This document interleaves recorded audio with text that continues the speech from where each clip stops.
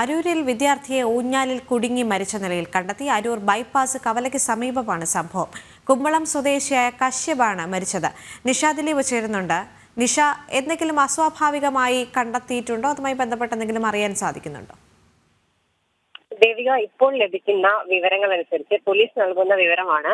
അതിൽ പോലീസിനും ഇതുവരെ വ്യക്തത വന്നിട്ടില്ല. അതായത് ഈ കുട്ടിയെ ഊഞ്ഞാൽ ഉണ്ടായിരുന്നു, പക്ഷെ ഊഞ്ഞാലിന് സമീപം ഉള്ള ഒരു കമ്പിയിൽ ഷോളിൽ കുരുങ്ങിയ നിലയിലാണ് ഈ കുട്ടിയെ കണ്ടെത്തിയതെന്നാണ് പോലീസ് നൽകുന്ന വിവരം.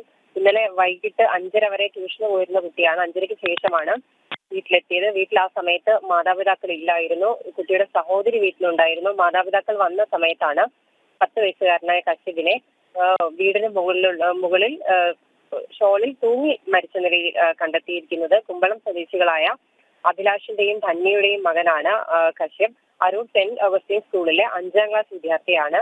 ഇപ്പോൾ ഇൻക്വസ്റ്റ് നടപടികൾ പൂർത്തിയാക്കി മൃതദേഹം പോസ്റ്റ്മോർട്ടത്തിനായി കൊണ്ടുപോയിരിക്കുകയാണ് എന്നാണ് പോലീസ് അറിയിക്കുന്നത്. ദേവിക.